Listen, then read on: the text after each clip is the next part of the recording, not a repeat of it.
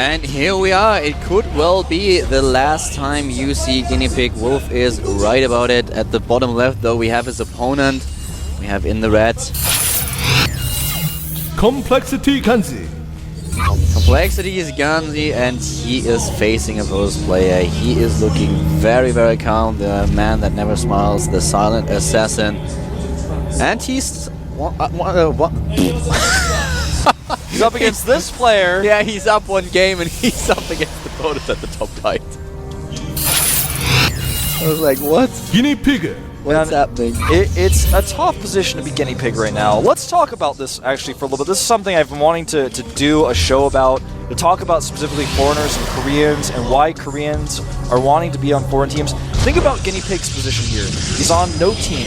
He's on no salary. In fact, he might even be living with his parents right now. He wants to be a pro gamer. What does he do? He knows that he's better than foreign players and he could win money at an MLG, for example, or an IPL. How does he get there, though? He has no sponsors, he has no team, he's a skilled player trapped in a country with elite players he can't beat. And it's a tough dog-eat-dog world right now in Korea for players like this. You have to get through that brutal Code B qualifier, you get into Code A, you don't prove yourself, you don't get on a team, you don't go to foreign events, you don't make money. Do you continue your career? You have to sacrifice everything to do that. He's not studying, he's sitting at home trying to make this work. That's why he's shaking in his booth right now. I would be too. I might have tears in my eyes.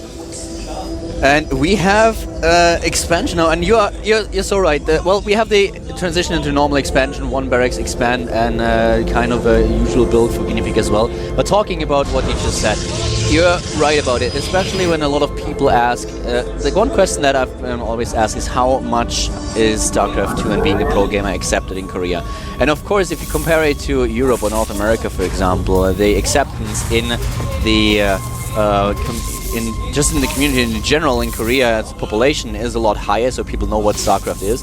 But still, Koreans are really focused on having a good education as well. Holt mentioned this when he said that he wants to take a break from university and wants to start being a pro gamer. His parents advised against it and they were not happy with his decision. Right now he's making a ton of money, he's winning foreign events, he's traveling all around the world, so it's a bit easier for his parents to accept it. But it's really, pro gaming is out there and being a pro gamer is an option.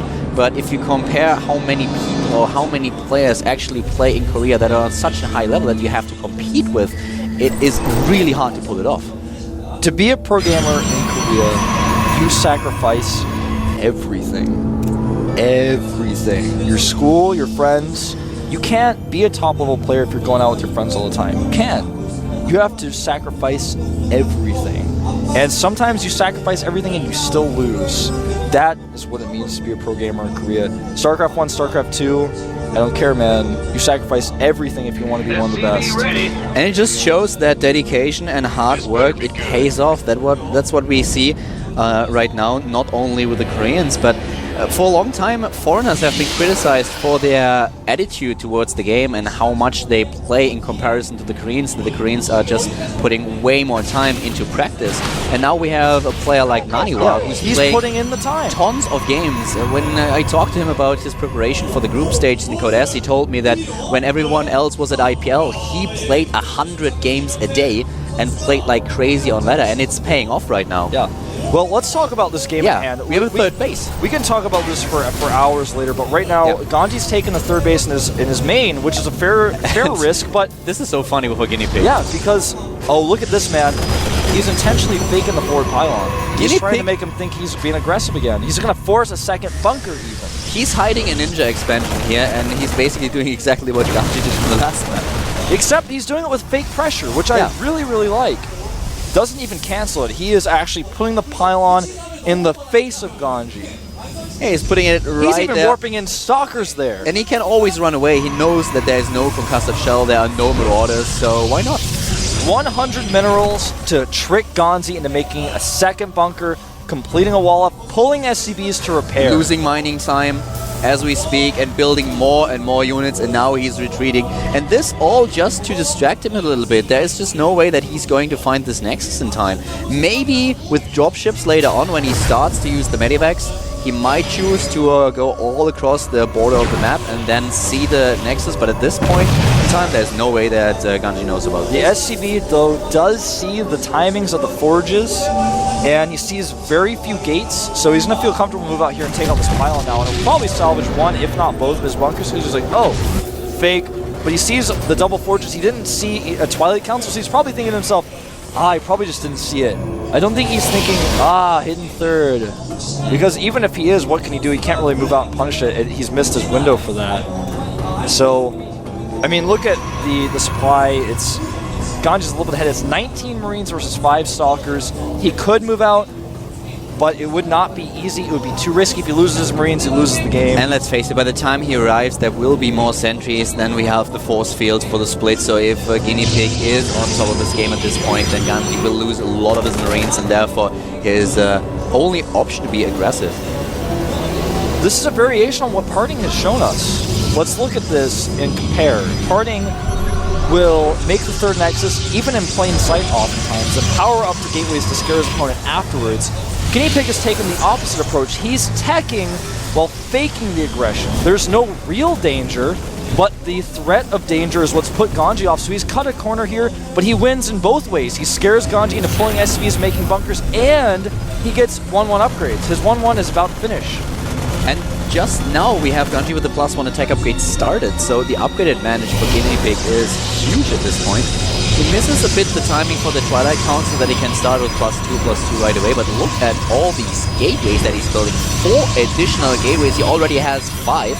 It's time for him to do what Parting does best and to add the 4 gates, but he's got 1-1 upgrades this time. He's done it in a different order, and I think what GuineaPig has done here is not the standard, it's not the norm, but I think it's brilliant. It's actually really smart. He scouts the third base here with the Stalker, gets it out, doesn't even lose all its shields. GuineaPig, man, he may be nervous, but right now he is doing everything right. Yeah, this looks way better than on the last map, to tell you the truth. They committed to this 4-gate attack where he did not enough damage to take down the bunker and suddenly lost a lot of his gateway units and therefore the momentum. But at this point, this is looking very strong. He has 3 bases, he did not miss a beat with the probe production, so he has a very nice amount of harvesters with 59 to 60s on even ground with his opponent. We have now +2/+2 being started, and all those gateways will help him to get an army into the picture that is strong enough to take GanZi on. Indeed, this is... I'm actually, right now, I don't know why, but just watching GuineaPig's play, I love GanZi. He's a great player, and actually, I don't even know GuineaPig personally. I know GanZi quite personally. I hang out with him as much as I can.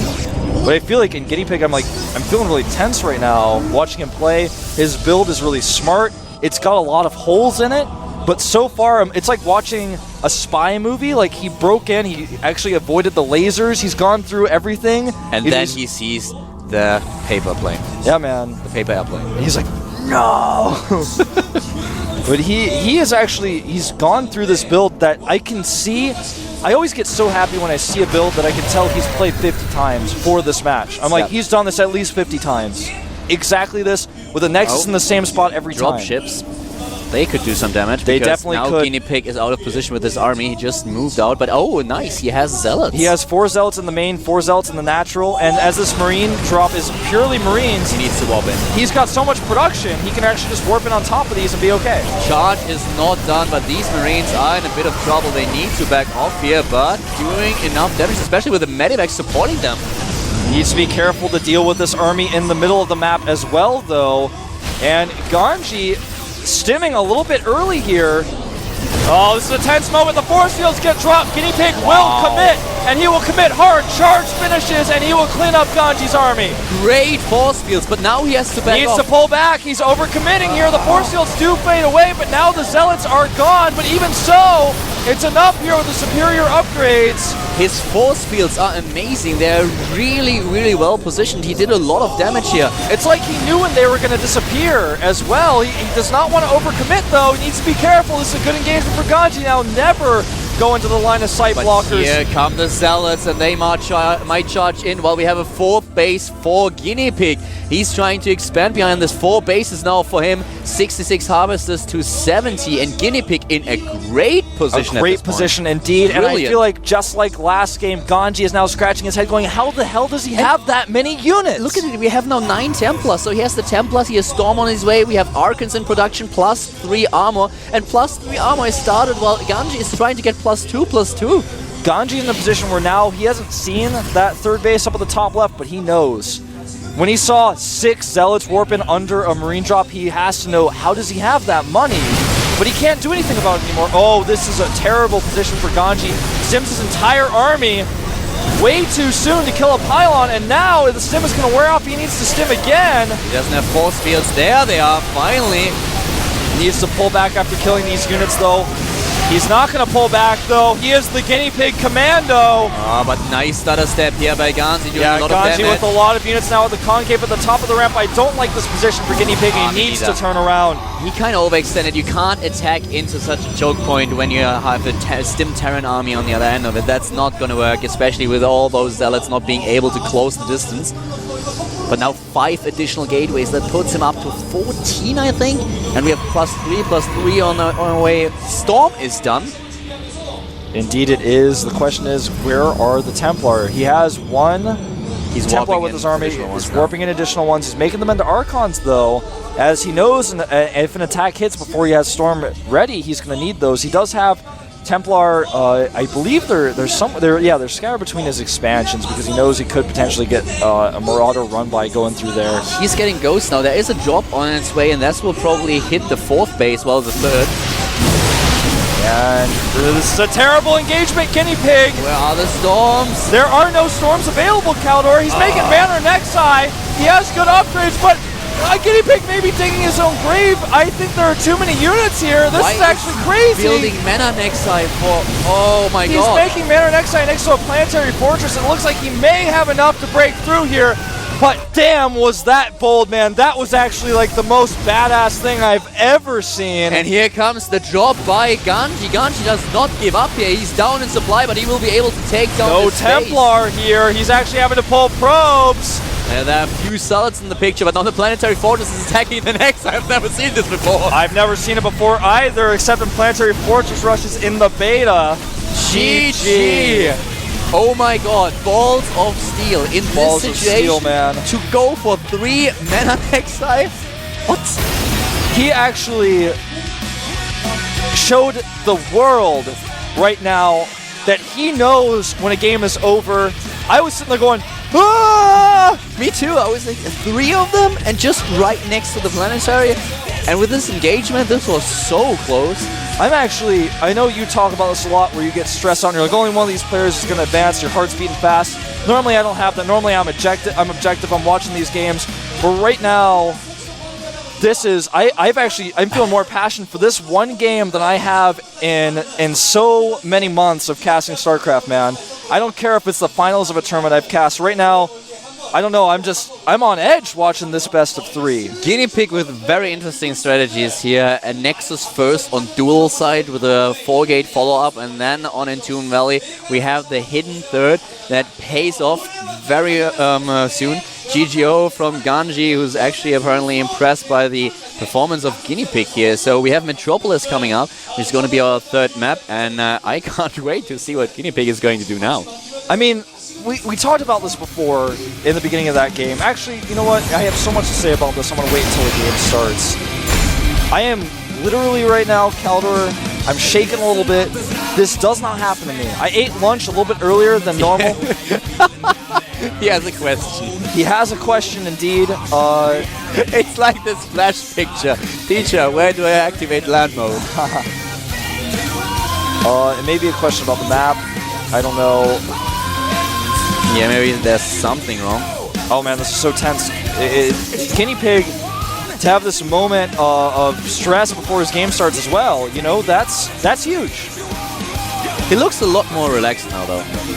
Now that he's shown that he can actually... I think he also proved to himself that he can do this. We talked about it over and over again when players are sitting in the booth. Well, he's not here for the first time, but still, even seasoned players like JYP say that when they are on camera in the GSL booth, they are a lot more nervous than when they are playing on a different event. And so in this case, it's also a huge factor here that contributes to the nervousness, but he looks a lot more relaxed now.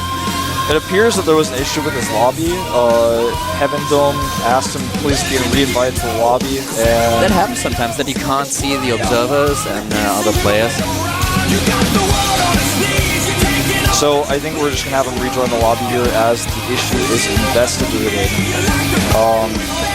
Now, since we have some downtime here, I'm actually going to talk about what I was going to talk about at the beginning of the game. This is actually the true story of a player like GanZI, who is in a team, he's unhappy. He wants a salary, he wants to go to foreign events, he joins Complexity, okay? That's something that a lot of Korean players want right now because it's so hard to compete here, but they feel like they're at another level from the foreigners. They want to go to foreign events and take the money. GuineaPig wants that too, and everybody knows that watching this game. He's like the opposite of GanZI, though. He has to prove himself.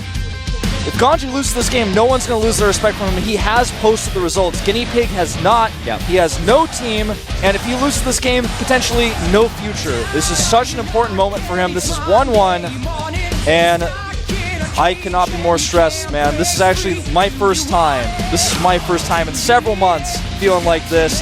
At the GSL Code A, I am Wolf. With me is Caldor. We're jumping into Game 3.